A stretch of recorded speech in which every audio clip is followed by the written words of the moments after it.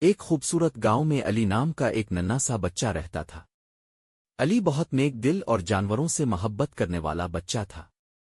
عید الاضحیٰ قریب آ رہی تھی، اس لیے پورے گاؤں میں خوشی اور رونق تھی۔ ہر طرف بچے عید کی باتیں کر رہے تھے اور بڑے لوگ قربانی کی تیاری میں مصروف تھے۔ ایک دن علی کے ابو بازار سے ایک خوبصورت سفید بکری گھر لائے۔ اس کی نرم نرم اون، بڑی بڑی آنکھیں اور پیاری آواز سب کو بہت اچھی لگی۔ علی خوشی سے دوڑ کر بکری کے پاس گیا اور اس کے سر پر ہاتھ پھیرنے لگا۔ ابو، یہ کتنی پیاری بکری ہے، علی نے خوش ہو کر کہا۔ ابو مسکرائے اور بولے، بیٹا، یہ ہماری عید کی قربانی ہے۔ علی نے فوراً کہا، میں اس کا نام چاندنی رکھوں گا۔ اس دن سے علی اور چاندنی بہترین دوست بن گئے۔ علی روز صبح اسے چارہ کھلاتا، پانی دیتا اور اس کے ساتھ کھیلتا۔ جب وہ اسکول سے واپس آتا تو سب سے پہلے چاندنی کے پاس جاتا۔ ایک شام علی اپنی امی کے پاس بیٹھا تھا۔ اس نے اداس ہو کر پوچھا، امی، ہم چاندنی کو قربان کیوں کریں گے؟ میں اسے بہت پسند کرتا ہوں۔ امی نے پیار سے علی کو اپنے قریب بٹھایا اور کہا، بیٹا، عید الاضحیٰ ہمیں حضرت ابراہیم کی قربانی یاد دلاتی ہے۔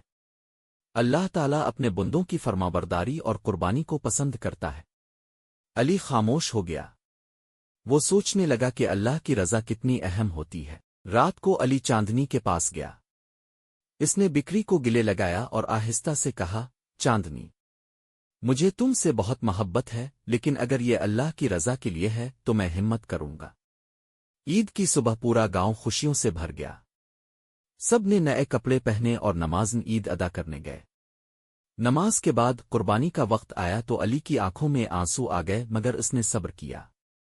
قربانی کے بعد علی کے ابو نے گوشت غریبوں اور ضرورت مندوں میں تقسیم کیا۔ علی بھی ان کے ساتھ گیا۔